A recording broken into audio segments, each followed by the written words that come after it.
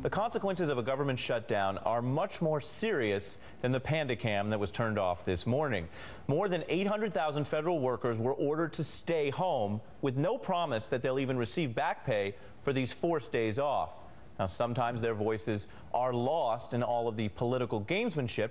Today, President Obama wrote a letter explaining why he doesn't think these public workers are non-essential. He writes, "You do all this in a political climate that too often in recent years has treated you like a punching bag. You've endured 3 years of federal pay freezes, harmful sequester cuts, and now a shutdown of our government. And yet you persevere, continuing to serve the American people with passion, professionalism, and skill."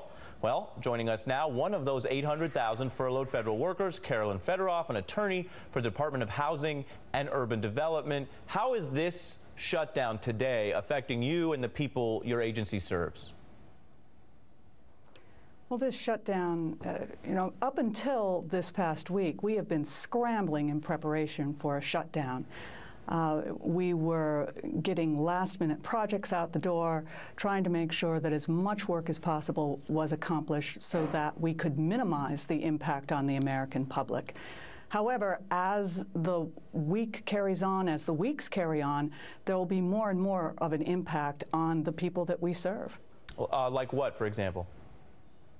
Well, for example, we are the only provider of mortgage insurance for nursing homes and for apartment complexes. There is no private market for mortgage insurance of this sort.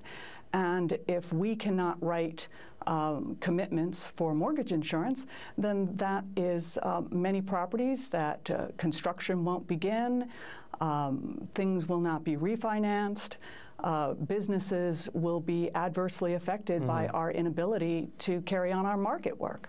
And I know you're a member of a union. Is there a role for organized labor here to advocate both on the shutdown as policy and also on whether people who are being forced to go home despite committing to public service, whether those people will even get their money back, get paid for this time? Yes, I'm an officer with the American Federation of Government Employees, and we are playing a role in this. We're very concerned about the impact of sequestration, on continual budget battles, on our very programs, on our ability to deliver the best services possible. It also impacts our members, of course. Our members are VA nurses, our Border Patrol agents, our Bureau of Prison Guards. They're continuing to work right now without any promise that they'll be paid, and certainly that they won't be paid on time. And then, of course, we have employees who are not working, and the chances are very good with this Congress being as mean-spirited as it is, that we won't see any pay at all. And Carolyn, how does this fit into, you mentioned mean-spirited Congress, there's also a Republican effort in this Congress and around the country to really go after workers in government, state, local, federal. And in fact, since the recession, we've seen over 500,000 people in that line of work basically put out of work, which is a huge effect on the labor markets in general and also problematic for all these public services. Do you see the shutdown as of a piece with that larger political attack from the GOP? Yes, I firmly believe that they want to break government. They want to make service as poor as possible so that people don't believe in the value that we can provide to our communities on a daily basis.